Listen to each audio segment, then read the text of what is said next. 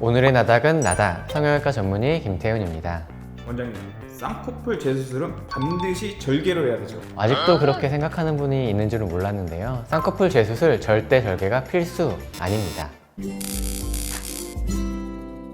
아니 그럼 쌍꺼풀 재수술 반드시 절개로 하지 않아도 되나요? 쌍꺼풀 재수술에 있어서 절개 무조건 필수인 건 아닙니다. 이전 수술 방법, 흉터, 라인, 높이, 안검하 수의 유무 등에 따라 비절개로 진행해도 충분하게 해결할 수 있는 부분이 있습니다.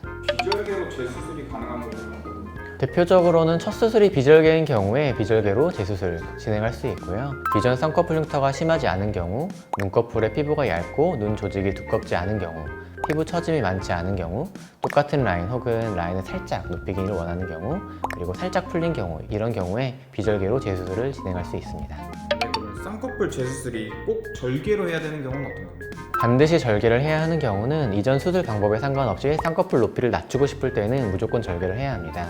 또 눈두덩이 꺼짐이 동반되어 겹쌍꺼풀이신 경우에도 절개가 필요하고요.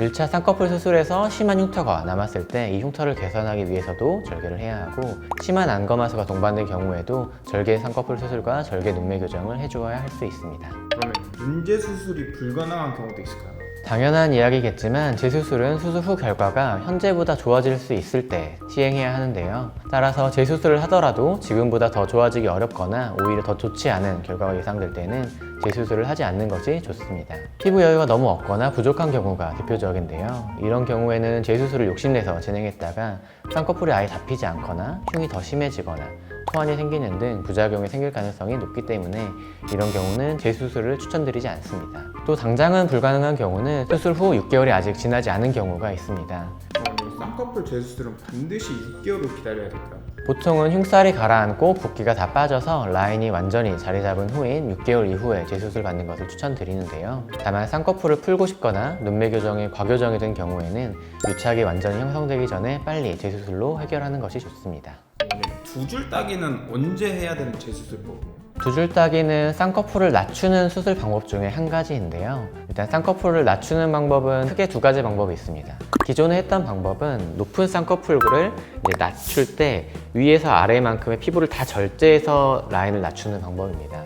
이 방법이 일단 더 좋은 방법이라고 말씀드릴 수도 있고, 그 이유는 기존의 흉터를 포함해서 피부를 다 잘라내기 때문에 흉터를 하나의 라인으로 정리를 할 수 있고, 또 기존의 유착이 완전히 없어지기 때문에 겹주름 지는 것도 예방하면서 수술할 수 있습니다. 그래서 라인 낮출 때는 이렇게 피부 절제 방법으로 라인을 낮추는 게 좀 더 쉽고 좋은 방법이라고 말씀드릴 수 있는데, 이 수술에서 필수 조건은 기존의 흉터와 새로 만들 라인 사이에 있는 피부, 이만큼의 피부 여분이 있어야 합니다. 피부 여분이 있어야지 이렇게 피부를 절제해서 내릴 수가 있는데, 피부 여분이 없다면 이렇게 많은 피부를 잘라내버리면 흉터가 훨씬 심해지거나 속눈썹이 들리거나 토환이 생기는 등 부작용이 생길 수 있습니다. 두 줄 따기라는 수술은 이렇게 피부 여분이 없는 사람이 라인 낮추기를 할 때 하는 방법을 말하는 거고요. 그래서 젊으신 분들이 라인이 너무 높아서 라인을 낮출 때 피부 여분이 없기 때문에 이런 두 줄 따기 수술을 통해서 라인을 낮출 수 있습니다. 자꾸 풀리는 쌍꺼풀은 비절개로 몇 번까지 가나요?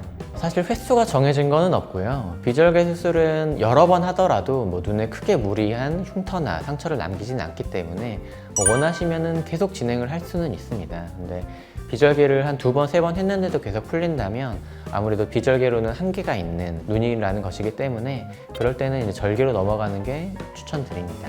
하지만 횟수가 딱 정해져 있지는 않습니다.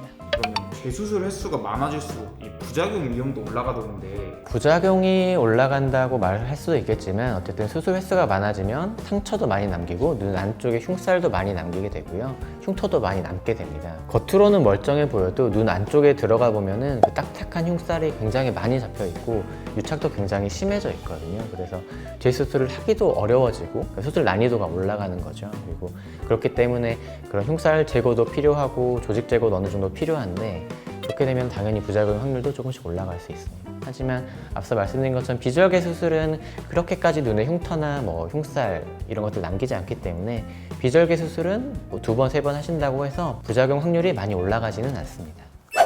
오늘은 쌍꺼풀 재수술 시 절개로 해야 하는 경우와 비절개로도 가능한 케이스를 알아보았습니다. 다만 예시는 예시일 뿐 수술은 언제나 케바케, 사바사라는 점 명심하셔야 합니다. 반드시 정확한 수술법은 전문의와 개별 상담으로 확인하시길 바랍니다. 지금까지 오늘의 나다 김태훈이었습니다. 감사합니다.